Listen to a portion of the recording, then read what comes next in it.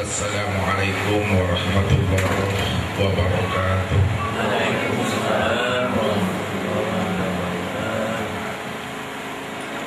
Alhamdulillah. Alhamdulillahilladzi arsala rasulahu bil huda wa dinil haqq liyuzhirahu 'ala dini kullihi arsalahu basyira wa nadhira wa da'iyan ilallahi bi'idnihi wa sirajan munira. Ashhadu an la ilaha illallah wahdahu la syarika lah wa ashhadu anna Muhammadan abduhu wa rasuluhu la nabiyya ba'dah. Wa qala Allah ta'ala fil Qur'anil Karim, a'udzu billahi minasy syaithanir rajim. Bismillahirrahmanirrahim. Falyanzuril insanu mimma khuliqa min ma'in dafiq yakhruju minas sulbi wat tara'ib. Shadaqallahul azim. Saudara-saudaraku, ibu bapak, ma'asyiral muslimin, jamaah Majelis Taklim Pengajian Tauhid rahimakumullah. Pada pertemuan kita kali yang kedua ini, kita akan mencoba melanjutkan pengajian kita pada minggu yang lalu tentang awwaluddin ma'rifatullah. Ibu bapak jamaah tauhid rahimakumullah, Allah subhanahu wa ta'ala di dalam Al-Quranul Karim surat At-Tariq ayat 5, 6 dan 7, di mana Allah bertanya kepada manusia tentang asal usul mula kejadiannya sebelum dirinya itu ada. Apa kata Allah? A'udzu billahi minasyaitonir rajim. Bismillahirrahmanirrahim. Falyanzuril insanu mimma khuliq. Kenapa kamu tidak memperhatikan dari mana asal usul kejadian kamu? Disinilah Allah mengutarakan tentang hakikat jati diri kita ini siapa sebenarnya, sehingga Allah mengutarakan itu kepada kita. Orang yang mau merenung dan bertafakur untuk membaca ayat-ayat Allah dan kebesaran Allah pada alam semesta dan pada diri kita, disitulah ia mau menggunakan akal, pikir dan hatinya. Dia mau menilik ke dalam hakikat dirinya. Man ana, siapa aku? Ketika ia telah menilik ke dalam hati dan jiwanya, maka terbukalah rahasia di balik rahasia, terbukalah tirai di balik hijab yang sebenarnya. Rupanya manusia itu khuliqa min ma'in dafiq. Manusia itu diciptakan dari setetes air yang terpancar. Itulah namanya minasulbi wa tara'ib. Setetes air yang terpancar itulah yang keluar dari ayah dan ibu kita, yang disebut namanya sulbi wa tara'ib. Lalu bagaimana proses air yang terpancar itu dari ayah dan ibu kita? Dan dari mana asal mula kejadian itu? Disinilah Allah mengutarakannya dalam surah Al-Mu'minun ayat 12, 13 dan 14. Apa kata Allah? Walaqad khalaqnal insana min sulalatin min tin, tsumma ja'alnahu nutfatan fi qararin makin, summa khalaqnan nutfatan 'alaqah, fa khalaqnal 'alaqatan mudghah, fa khalaqnal mudghatan izama, fa kasawnal izama lahma, summa ansha'nahu khalqan akhar, fa tabarakallahu ahsanul khaliqin. Rupanya setetes air yang terpancar dari ayah dan ibu kita itulah air yang berasal dari saripati tanah. Segala sesuatu yang terpancar dari ayah dan ibu kita yang disebut namanya saripati yang berasal dari tanah, berubah wujudnya menjadi nutfah, berubah wujudnya menjadi alaqah, berubah wujudnya menjadi mudghah, serta dibungkus tulang itu oleh daging. Setelah itulah baru Allah sempurnakan kejadian manusia.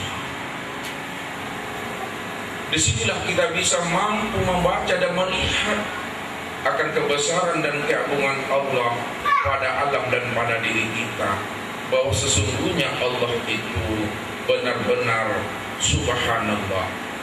Sesungguhnya Allah itu benar-benar Allahu Akbar. Dialah yang maha suci dan dialah yang maha besar. Kesucian Allah itu tidak ada ikut campur makhluk pun, tidak menciptakan alam dan menciptakan diri kita. Orang yang makrifat kepada Allah, orang yang telah mengenal akan Tuhannya dengan mengenal hakikat dirinya, disinilah dia ingin mencari dan memahami siapa dirinya, siapa Tuhannya. Kalau kita telah paham dan mengerti siapa diri kita dan siapa Tuhan kita, disinilah kita dibimbing dan dituntun dalam kehidupan ini, sehingga hidup kita benar-benar terarah untuk pulang dan kembali kepada Allah Rabbul Jalil. Maka malam ini Bapak Ibu yang dimuliakan Allah, kita akan mencoba mengkaji dan memahami akan hakikat diri kita ini, supaya bisa kita makrifat kepada Allah. Orang yang telah makrifat kepada Allah, orang yang telah mengenal akan Tuhannya, inilah orang yang dapat menelusuri hakikat jalan pulang dan kembalinya kepada Tuhannya. Dari mana datangnya, kesitulah pulang dan kembalinya. Kemana hilangnya, disitulah dicari.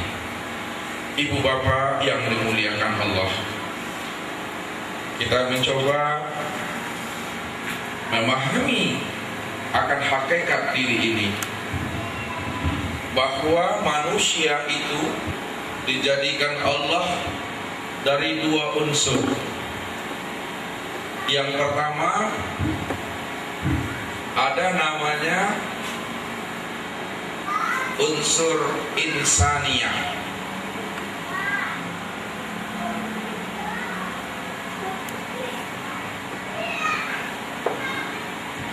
Yang kedua namanya unsur ilahiyah.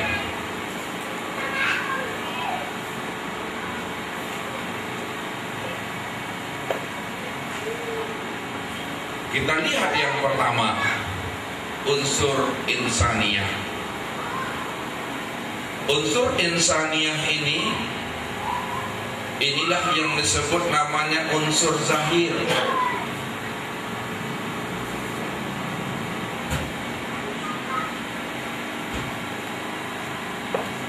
Atau disebut juga namanya jasad.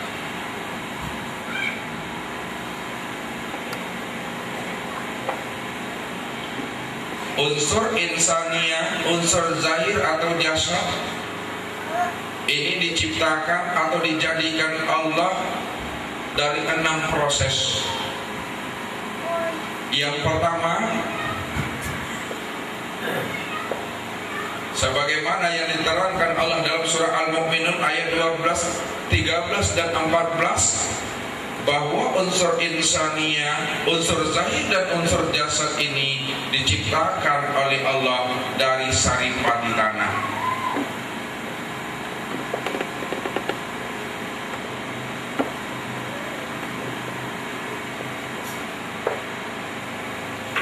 Yang kedua, dari saripati tanah ini berproses dia menjadi nutfah.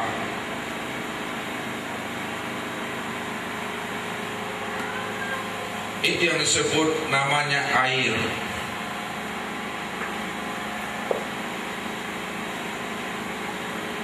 Yang ketiga, dari nutfah menjadi alaqah.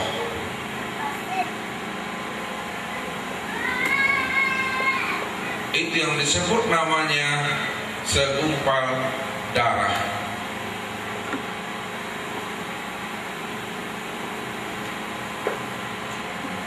Dan yang keempat, dari alaqah berubah wujudnya menjadi mudghah.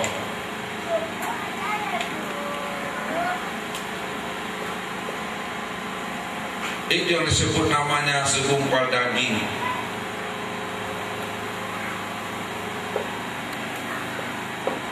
Yang kelima, dari mudghah menjadi izomah. Dari mudghah menjadi izomah, yaitu tulang belulang.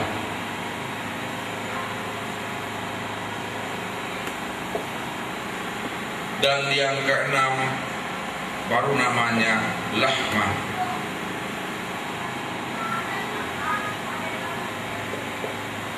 Tulang belulang itu kemudian dibungkus oleh daging.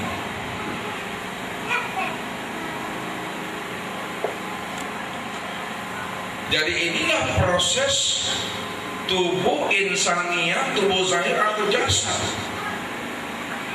yang diterangkan oleh Allah dalam surah Al-Mu'minun ayat 12, 13 dan 14. Walaqad khalaqnal insana min sulalatin min tin summa ja'alnahu nutfatan fi qararin makin summa khalaqnal nutfata 'alaqah fa khalaqnal 'alaqata mudghah fa khalaqnal mudghata izama fa kasawna izama lahma summa ansha'nahu khalqan akhar fa tabarakallahu ahsanul khaliqin. Setelah terjadi 6 proses ini pada insaniah zat dan jasad, ini namanya proses tubuh itu telah sempurna dipandang dari sisi insaniah. Akan tetapi apabila dipandang dari sisi unsur ilahiyah, maka proses insaniah belum dikatakan sempurna. Kenapa? Belum dimasukkan unsur ilahiyah ke dalam wadah yang bernama insan. Maka proses ketujuh baru dia sempurna secara insaniah dan ilahiyah. Itu proses ketujuh namanya peniupan ruh.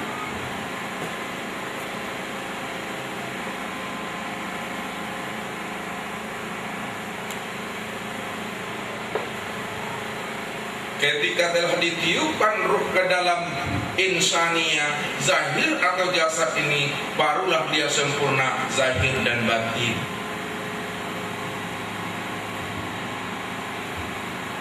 Sekarang kita melihat unsur ilahiyah. Unsur ilahiyah ini adalah unsur yang mengandung unsur ketuhanan.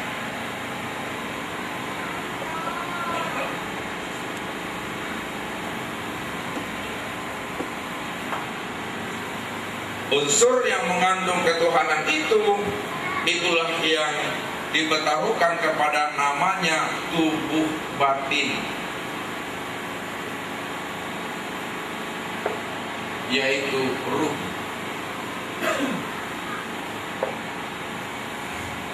Tubuh batin atau ruh. Kita lihat Bapak Ibu.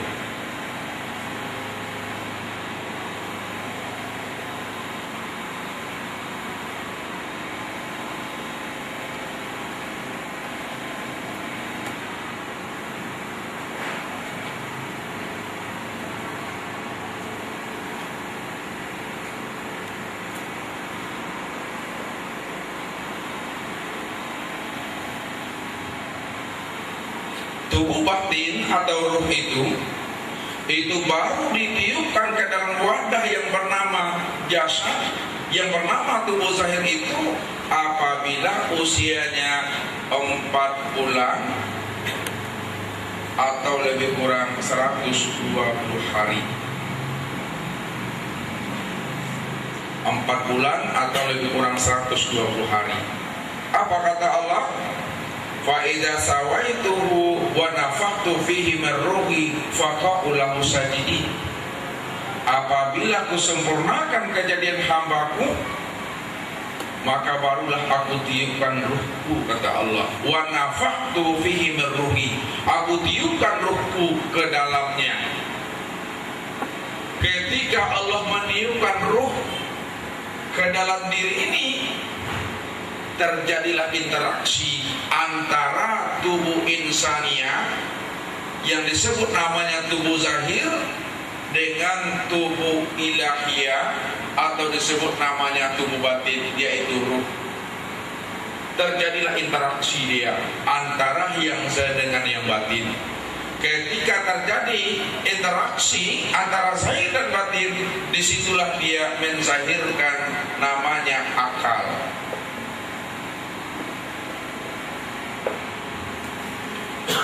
Akal itu artinya ikatan.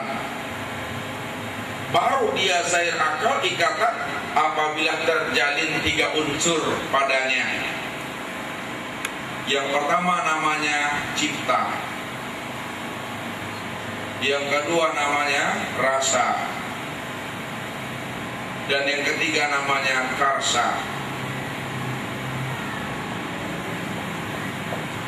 Cipta itu yang disebut namanya fikir. Rasa itu yang disebut namanya emosional. Sedangkan karsa itu adalah karya.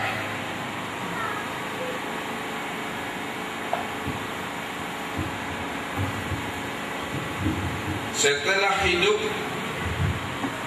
tubuh zahir ini dengan tubuh batin yang menzahirkan namanya akal, cipta, rasa, dan karsa, disinilah ia dalam memahami akan hakikat dirinya, bahwa dirinya itu sebenarnya adalah tajalli daripada nur zat Tuhan itu sendiri. Disinilah Allah mengutarakannya. Falyanzuril insanu mimma khuliq, kata Allah. Dari mana dirimu itu aku jadikan, kata Allah. Sedangkan dirimu itu dari sesuatu yang tidak ada, sesuatu yang kosong, sesuatu yang hampa. Dari sesuatu yang kosong, hampa, lalu Allah adakan dia. Maka keberadaan tubuh zahir ini sebenarnya adalah tajalli daripada nur zat Tuhan itu sendiri. Makanya tubuh yang zahir ini yang disebut namanya Adam itu. Sedangkan tubuh yang batin ini yang disebut dengan Muhammad.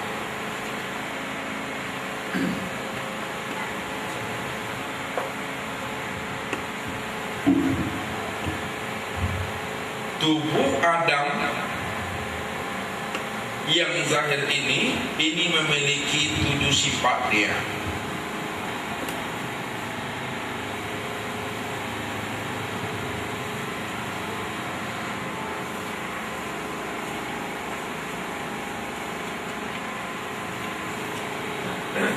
Yang pertama namanya la sami'un. Yang kedua la basirun. Yang ketiga la mutakallimun. Yang keempat la alimun. Yang keenam la qadirun.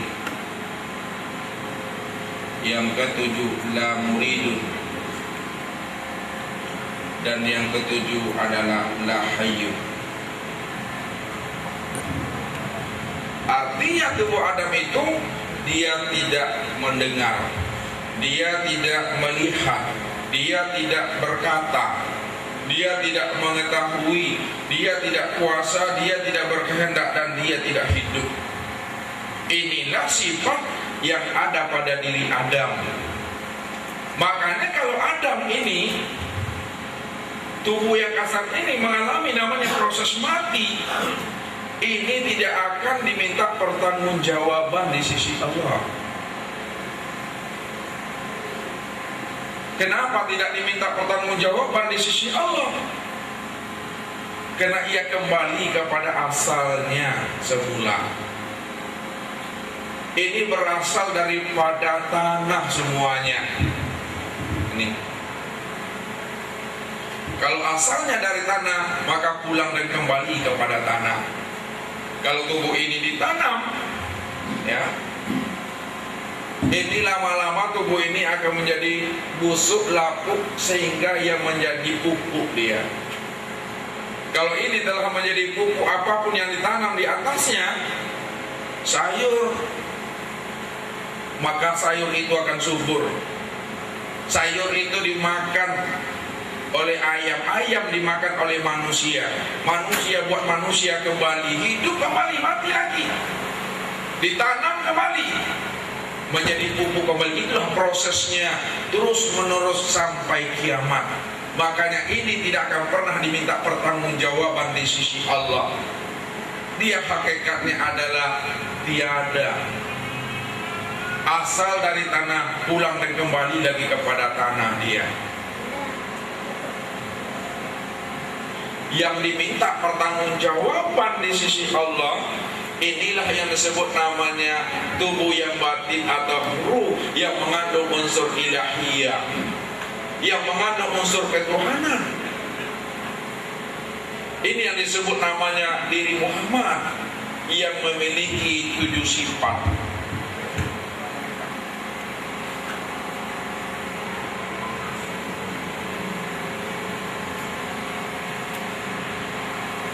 Yang pertama adalah Sami'un, yang kedua Basirun, yang ketiga Mutakallimun, yang keempat Alimun, yang kelima Qadirun, yang ketujuh Muridun, yang keenam Muridun, yang ketujuh adalah Hayyun.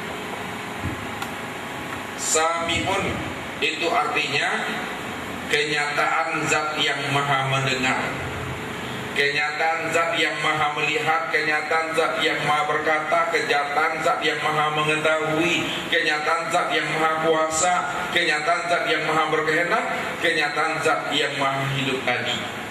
Inilah yang dikatakan Allah sebutkan wa khalaqa Adam kasuratihi. Sesungguhnya Adam itu kami jadikan sesuai dengan gambaran diriku, kata Allah. Inilah wujud kenyataan daripada Allah Sami' itu, wujud daripada kenyataan Allah Basir itu, yang maha mendengar, yang maha melihat, yang maha berkata. Ini yang disebut namanya diri Muhammad, yang memuji selalu. Yang memuji itunya dia, yang ruh, yang disebut namanya Muhammad. Ini yang akan diminta pertanggungjawaban insyaallah. Kalau ia makrifat kepada Allah waktu hidup di alam dunia ini, dia mengenal Allah waktu hidup di alam syahadah ini, ia akan tahu jalan pulang dan kembali kepada Allah. Ia akan menjadi kekasih dan walinya Allah. Tapi kalau dia tidak memahami akan hakikat hidupnya di alam dunia, maka hidupnya akan sengsara dia.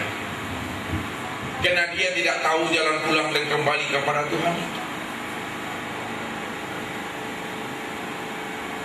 Rugilah kehidupan yang ia jalani di alam dunia ini, karena mereka berada dalam kegelapan. Sekarang kita lihat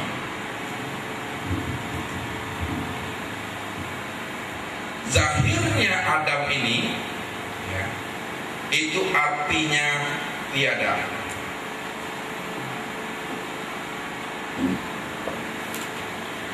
Kalaulah zahir Adam itu artinya tiada, maka kita batinkan dia.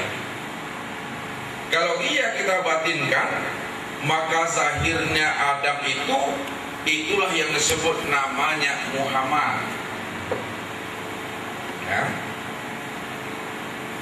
Zahirnya kita batinkan, maka batin daripada Adam itu yang disebut namanya Muhammad, namanya memuji.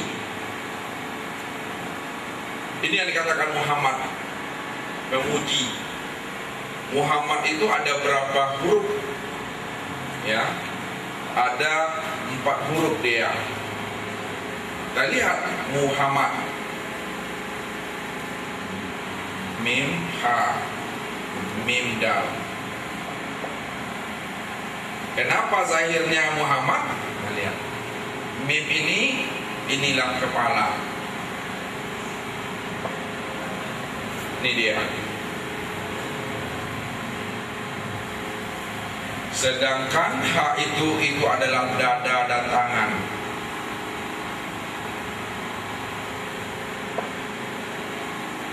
Ini ha, dada dan tangan. Kemudian mim yang kedua itu adalah pusat.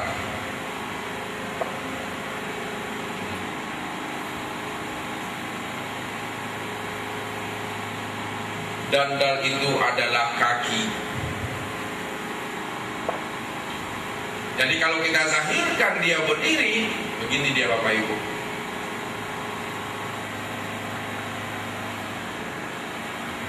Muhammad ini kalau kita berdirikan, inilah dia bentuk Muhammad tadi. Mim, ha, mim, dal. Sekarang kalaulah zahirnya bernama Muhammad, lalu batin Muhammad itu namanya siapa? Batin daripada Muhammad ini, itulah yang disebut namanya dengan Allah.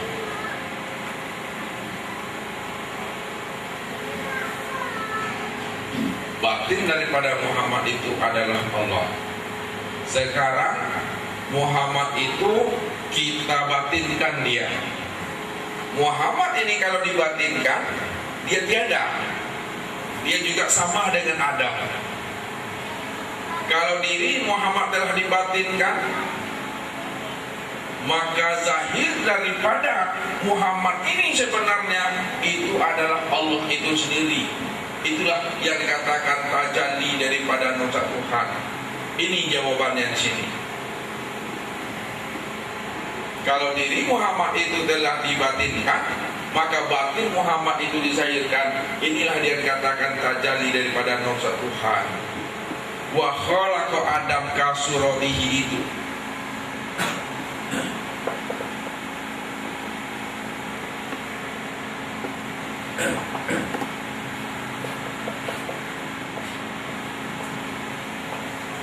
Aku jadikan Adam itu sesuai dengan gambaran diriku. Inilah tajalli daripada sifat aku, kata Allah. Sifat ma'ani dan sifat maknawiyah itu.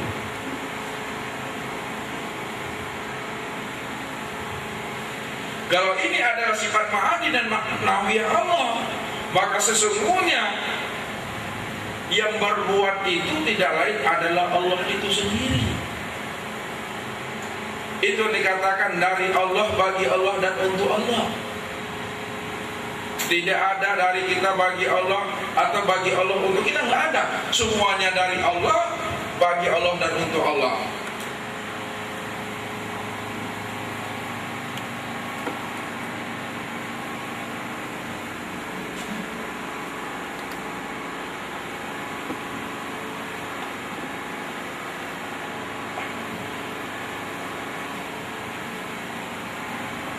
Dari Allah, untuk Allah, dan bagi Allah semuanya. Tidak ada dari kita.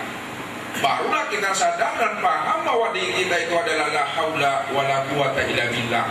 Tidak ada kudrat dan iradat sebesar zarah pun, melainkan kudrat dan iradat Allah semata-mata. Inilah yang ditegaskan oleh Allah. Wa fil ardi ayatul lil muqinin wa fi anfusikum afala tubsirun. Aku ciptakan alam semesta, itu terdapat tanda-tanda akan kebesaran aku. Aku ciptakan dirimu, juga terdapat tanda-tanda kebesaran aku. Kenapa tidak kamu tindik, kata Allah? Kenapa tidak kamu pikirkan bahwa aku adalah wujud yang maha nyata dari sekalian yang maha nyata? Dia yang wujud yang laisa kamitslihi syai'un wa khalaqatul lil hadis. Dan dia pula kufuwan ahad, yang tidak bisa digambarkan dengan sesuatu rupa pun, yang tidak bisa dibayangkan dengan pikir kita, yang tidak bisa direnung dengan hati, karena dia adalah sesuatu yang berbeda dengan sekalian Allah, berbeda dengan sekalian daripada yang zahir maupun yang batin itu. Baca diri kita ini, tahulah kita siapa diri kita ini. Kita lihat Bapak Ibu, ya, tajalli itu artinya kenyataan, atau artinya percikan, atau artinya pancaran, atau artinya bagian.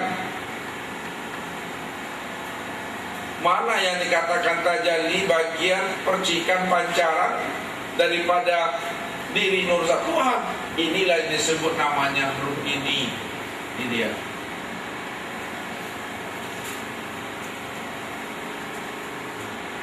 Ini adalah tajalli daripada Maha Ruh namanya, Pak.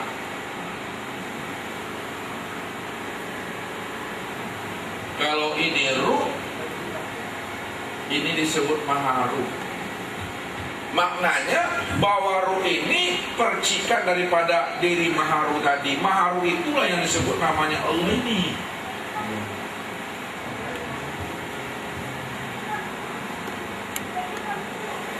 Bahwa ruh ini tajalli daripada Maha Ruh. Maha Ruh itu sesungguhnya adalah Allah itu sendiri. Jadi kalau Allah itu yang dikatakan Maha Ruh, berarti ruh itulah sebenarnya tajalli daripada Allah. Mana yang tajalli daripada Allah itu? Ya,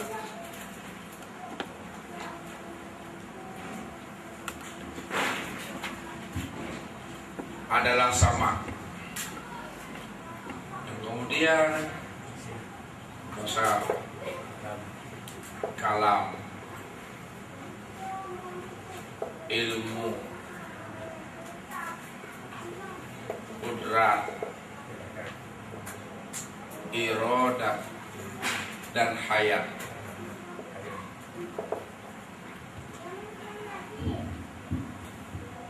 Inilah yang dikatakan tajalli daripada Maha Ruh itu kepada ruh.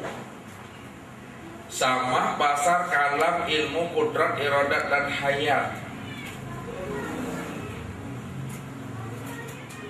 Maka sebenarnya ruh itu tidak melihat, ruh itu tidak mendengar, ruh itu tidak mengetahui, dan ruh itu tidak hidup. Dari mana kita tahu bahwa ruh itu tidak melihat, tidak mendengar, dan tidak hidup? Ini kita lihat prosesnya lagi, Pak. Ini yang disebut namanya tadi Adam.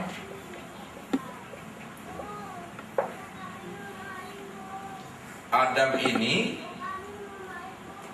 artinya tiada. Adam ini artinya tiada. Kalaulah Adam itu artinya tiada, berarti Adam itu sebenarnya adalah buta. Adam itu sebenarnya adalah tuli. Buat ini buta, tuli, bisu, lemah, papa, dan mati. Buta, tuli, bisu, lemah, papa, dan mati. Inilah Adam. Ini yang dikatakan la haula wala quwata illa billah itu. Lalu kenapa kenyataannya Adam yang kita katakan tiada, Adam yang kita katakan buta, tuli, bisu, lemah, papa, mati itu kenyataannya bisa melihat rupanya. Kenyataannya bisa mendengar kita. Kenyataannya kita bisa bergerak, hidup kita ini. Kenapa tidak dikatakan mati dia? Dia bisa melihat dan mendengar. Sebenarnya yang melihat itu bukanlah Adam itu sebenarnya. Itulah yang sesungguhnya yang melihat, yang mendengar pada Adam itu, itulah ruh ini dia. Ini yang disebut namanya Muhammad tadi. Kalau tidak ada ruh itu pada tubuh, tidak ada ruh itu pada jasad, maka mata tidak bisa melihat, telinga tidak bisa mendengar, mulut tidak bisa berkata, tangan kaki tidak bisa memegang dan bergerak. Dia bisa melihat dan mendengar itu sebenarnya karena ada ruh itu dia. Berarti yang hidup itu sebenarnya bukanlah ini, tapi ini dia. Ini yang disebut namanya diri Muhammad tadi. Ini yang disebut namanya diri Adam yang tiada. Muhammad itu artinya memuji. Kita tilik lagi Bapak Ibu. Ruh ini hakikatnya juga adalah buta, tuli, bisu, lemah, papa, dan mati. Ruh ini juga buta, tuli, bisu, lemah, papa, dan mati. Tapi kenapa kenyataannya dia bisa melihat, dia bisa mendengar, sehingga tubuh bisa melihat dan mendengar. Dia bisa melihat, dia bisa mendengar. Itu karena nyatanya sifat sami'nya Allah Ta'ala pada ruh itu. Disitulah ruh itu bisa mendengar. Nyatanya sifat basirnya Allah Ta'ala pada ruh, disitulah ruh itu bisa melihat. Nyatanya sifat kalamnya Allah Ta'ala pada ruh, disitulah ruh itu bisa berkata. Nyatanya sifat ilmu Ta'ala pada ruh, disitulah ruh itu kita mengetahui. Nyatalah kudratnya Allah Ta'ala pada ruh, disitulah ruh itu bisa kuasa. Nyatalah iradanya Allah Ta'ala pada ruh, disitulah ruh itu berkehendak. Nyatanya hayatnya Allah Ta'ala pada ruh, disitulah ruh itu hidup.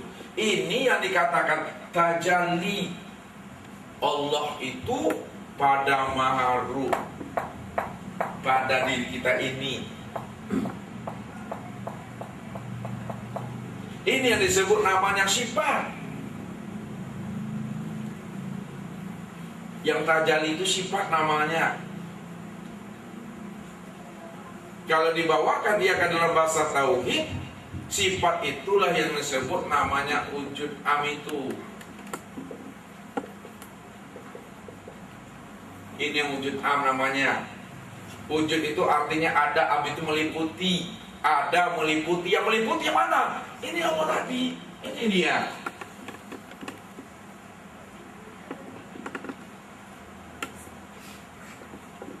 Maka hakikatnya tadi, yang melihat itu yang maharu. Ini jawabannya Pak. Yang melihat bukan ruh lagi, tapi yang melihat itu yang maharu tadi. Itulah Allah tadi. Karena ia nyata sifatnya pada ruh, disitulah dia bisa melihat, mendengar, bicara tadi. Yang nyata itu sifatnya, itu sifat yang maharu, itu yang disebut Allah. Jadi kalau ini disebut namanya wujud am, ini disebut namanya ya a'yan kharjiyah namanya ini, yang ada ini. Ini namanya a'yan kharjiyah.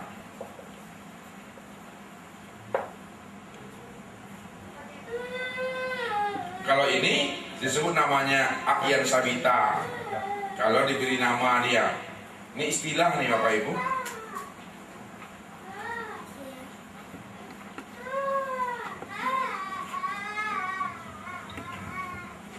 A'yan kharjiyah, a'yan sabita, dan wujud am. Sekarang mana wujud mutlak yang sebenar-benarnya? Mana yang dikatakan zatul haqi? Sama bahasa kalam, ilmu qudrat, iradah, dan hayat ini ada, ini zahir dia daripada wujud yang mutlak. Wujud yang mutlak itulah yang disebut namanya zat.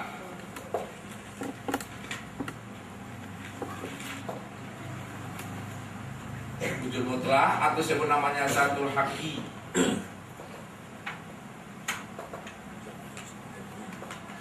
Disebut zat.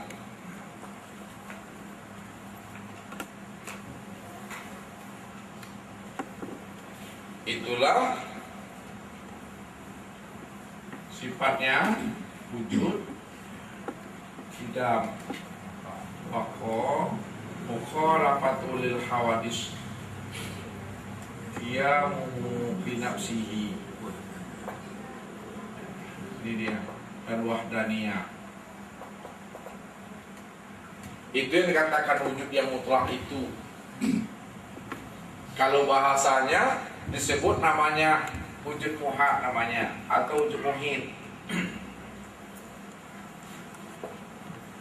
Wujud muha atau wujud muhit, atau wujud mutlak itu juga dia bahasanya Bapak Ibu, atau bahasa halusnya itu disebut namanya dengan hu.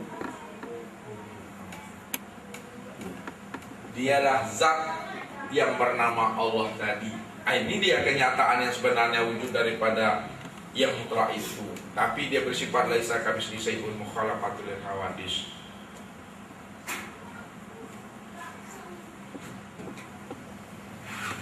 Setelah kita mengerti bahwa diri kita ini adalah wujud mutlak, wujud muhit yang sesungguhnya, karena Allah itulah yang sebenar-benar ada, bahwa segala sesuatu selain daripada Allah itu hakikatnya tidak ada, hanyalah bayang-bayang bagi wujud Allah. Maka wujud ini dalam bahasanya Allah gunakan dengan sirri itu. Sirri, rahasia. Manusia itu rahasiaku, kata Allah, dan akulah yang menjadi rahasia dirinya. Bahwa roh itu tidak lain adalah sirri, rahasiaku. Yang rahasiaku itu jalan aku sendiri, kata Allah Maha, bukan itulah dia. Wallahu nafsiyun wa ana nafsa wujudahu. Allah adalah diriku dan diriku adalah wujud daripada diri Allah. Al-insanu siri wa nasirahu wallahu siri wa nasirahu. Manusia itu adalah rahasiaku dan akulah yang menjadi rahasia dirinya. Allah adalah rahasia diriku dan aku adalah rahasia daripada diri Allah. Maka yang pulang, yang kembali bukan ruh. Yang pulang dan kembali dalam bahasa halusnya itu yang disebut sirri, sir, rahasia itu yang pulang. Diperhalus lagi dia, rahasia itu siapa? Allah itu sendiri. Itulah makna inna lillahi wa inna ilaihi raji'un. Semuanya dari Allah, kembali kepada Allah. Allah yang punya semuanya. Hak veto itu di tangan Allah. Kalau semuanya itu Allah yang punya dan pada tangan Allah pula seluruhnya berlaku kehendak tadi, maka pulangkanlah menurut mau dan kehendaknya Allah sajalah hidup ini. Disitulah kita bisa merasa tentram dan merasa tenang tadi. Karena semuanya itu adalah cerita dan sandiwara aku, kata Allah. Semuanya adalah tajali aku. Kalau bahasa kita ini adalah bayang-bayangnya. Kita ini adalah wayangnya sebenarnya. Allah itu sebagai dalang. Allah sebagai dalang, kita hanyalah wayang.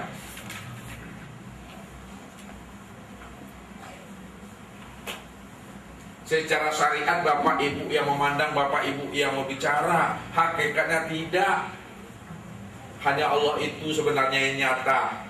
Sami'nya pada kita, di situ kita bisa mendengar.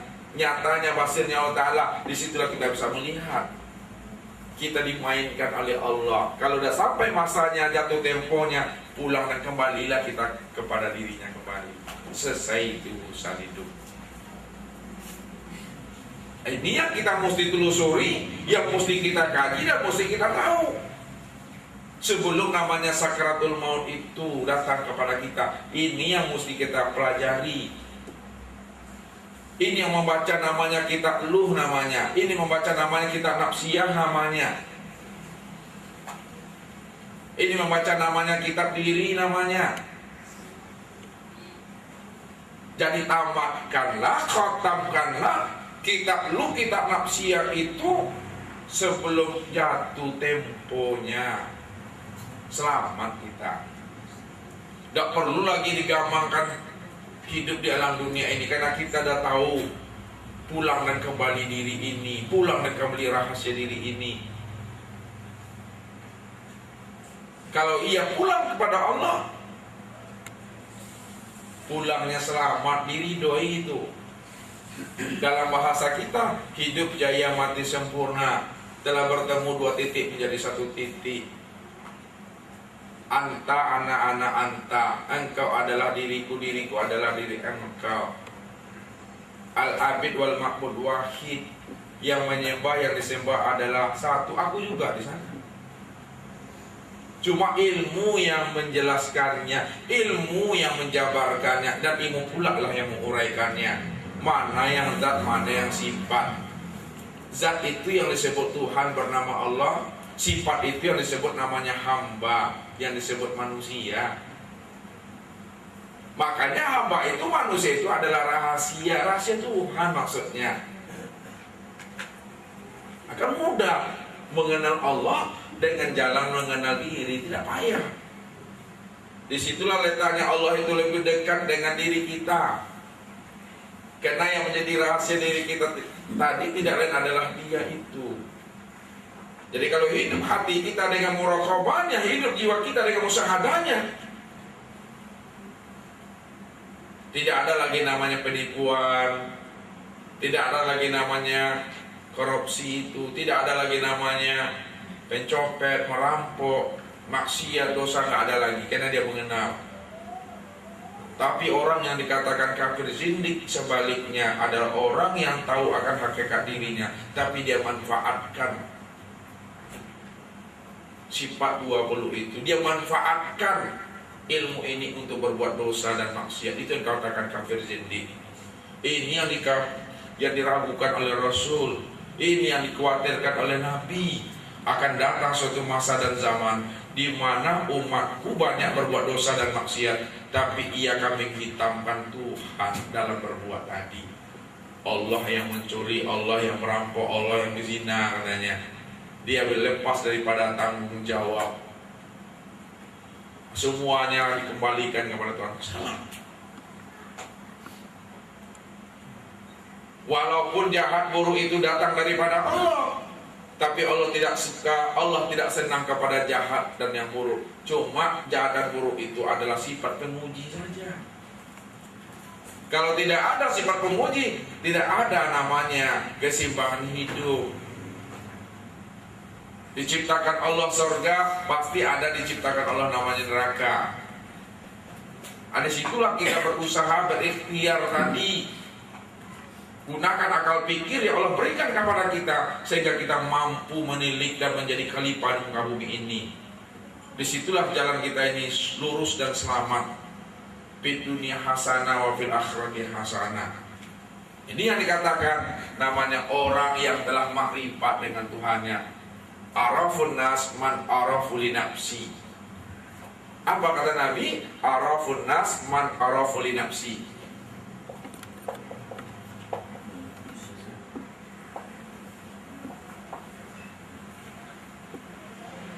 Arafun nas man arafu li nafsi. Manusia yang makrifat itu adalah manusia yang mengenal akan hakikat dirinya. Kalau udah kenal dia akan hakikat dirinya, kenal wujud dirinya, itu udah makrifat namanya itu. Ya. Kalau manusia itu telah kenal dengan wujud dirinya, itu disebut namanya makrifat. Kenapa orang yang telah mengenal akan wujud diri katakan makrifat? Karena wujud dirinya ini adalah wujudnya Allah Ta'ala yang maha melihat, yang maha mendengar tadi.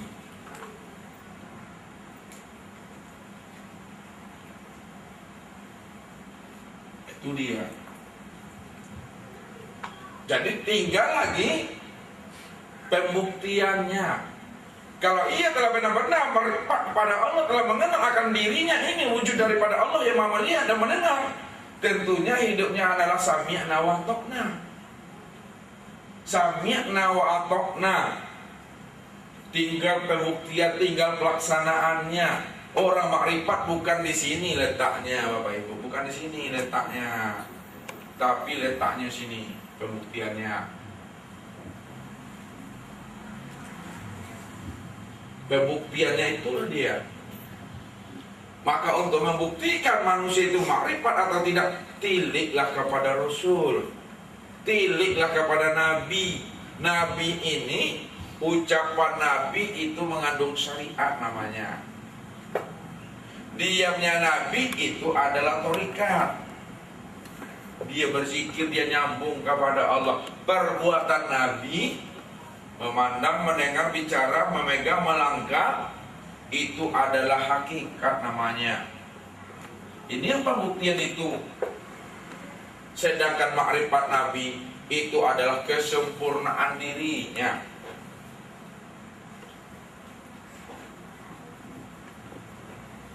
Sekarang Nabi tidak ada,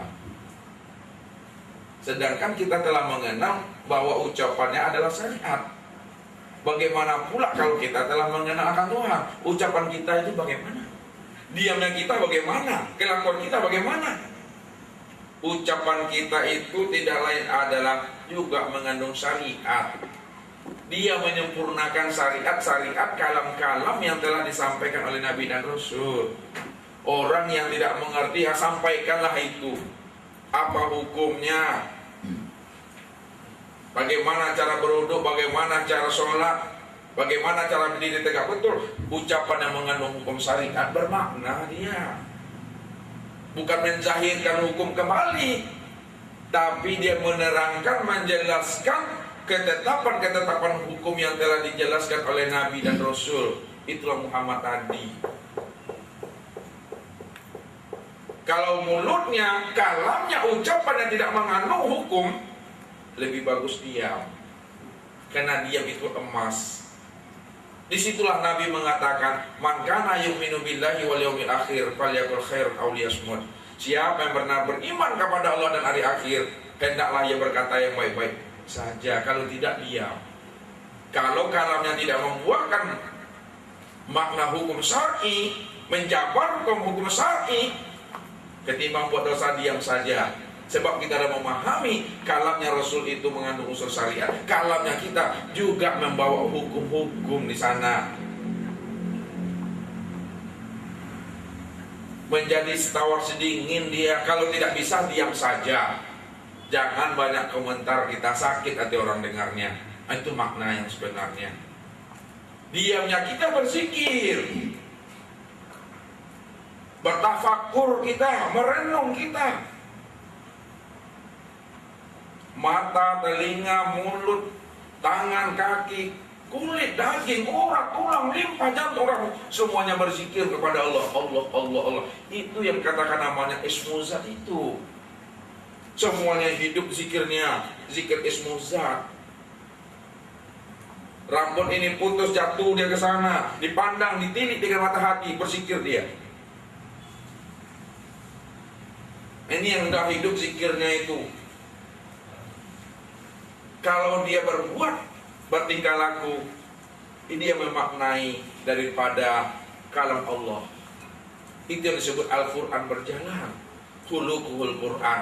Kalau kamu ingin melihat tingkah laku dan perbuatan Nabi, lihatlah. Itulah Al-Quran yang berjalan. Nabi itu yang menerjemahkan makna Al-Quran dalam kehidupannya. Kalau Nabi menerjemahkan makna Al-Quran dalam kehidupannya, maka apa yang dibuat oleh Nabi, apa yang dilakukan oleh Nabi, itu yang hakikat. Itu yang hakikat sebenarnya. Tidak perlu kita mengupas-ngupas hakikat kembali, hanya merujuk kepada Nabi. Tapi ilmunya mesti kita tahu. Kalau hanya disampaikan akhlak Nabi Al-Quran, tidak tahu kita asal usulnya, bagaimana cara membukanya, bagaimana cara menguraikannya, tidak akan pernah paham dan mengerti kita apa yang kita sebut.